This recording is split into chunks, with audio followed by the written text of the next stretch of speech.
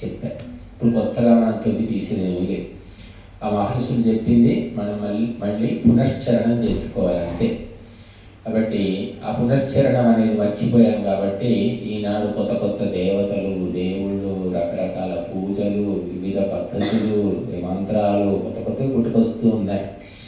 కాబట్టి మహర్షి దయానంద సరస్వతి మనకు గొప్ప ఉపకారం చేశారు. వారు వేద శాస్త్రాలని శోధించి పరమాత్మ ఎవరు అనేది నాకు 2వ సూత్రంలో చెప్పారు.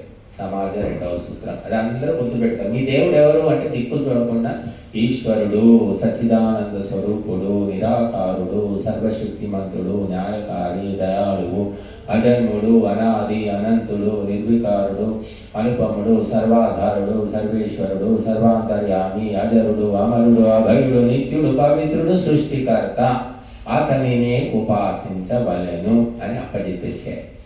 అంతేగాని దేవుడు ఎవరంటే దేవుడు అంటే మా కులదేవత వేరండి, మేము పూజ చేసేది వేరు, మా ఆయన చేసుకునేది వేరు, మా అబ్బాయికి అది వేరండి అని ఇలా చెప్పకూడదు.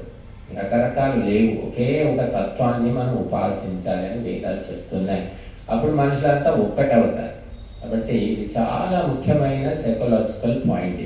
ఇది మర్చిపోవడం వల్ల హిందూ సమాజం చిన్న భిన్నమైపోయి కుటుంబంలో కూడా ఈనాడు ఐక్యత లేదు. ఉందా చెప్పండి? ఐక్యత లేదు, శాంతి లేదు. కాబట్టి ఒకే పరమాత్మను ఎవరు ఉపాసిస్తారో ఆ కుటుంబము ఒకటవుతుంది, ఆ వ్యక్తుల మనస్సు కూడా ఏకాగ్రం అవుతుంది. ఇప్పుడు ఆ పరమాత్మను 8 మంత్రాలతో ప్రార్థన చేద్దాం. ఓం విశ్వాని దేవ సవితర్దురితాని పరాసువ యద్భద్రం తన్నాసువ.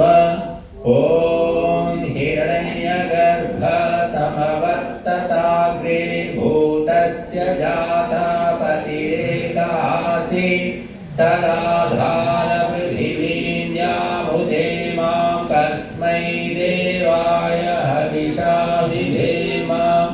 ఓం యాత్మదా బలదాయస్య విశ్వ ఉపాసతే ప్రశిషం యస్య దేవాః యస్య ఛాయామృతం యస్య మృత్యుః కస్మై దేవాయ హవిషా విధేమ. ఓం యః ప్రాణతో నిమిషతో మహిత్వైకైద్రాజా జగతో బభూవ య ఈశే అస్య విపదశ్చతుష్పదః కస్మై దేవాయ హవిషా విధేమ. ఓం येन द्यौरुग्रा पृथिवी च दृढा येन स्वः स्थगितं येन नाकः यो अन्तरिक्षे रजसो विमानः कस्मै देवाय हविषा विधेम.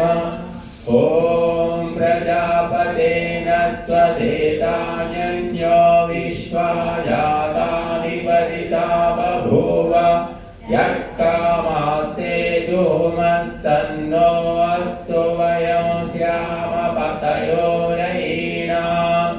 ओम स नो बन्धुर्जनिता सविधाता धामानि वेद भुवनानि विश्वा यत्र देवामृतमानशानास्तृतीये धामन्नद्यैरयन्त. ओम अग्नेनय सुपधाराये अस्मान् विश्वानि देववयुनानि विद्वान् युयोध्यस्मज्जुराणमेनो भूयिष्ठान्ते नम उक्तिं विधेम.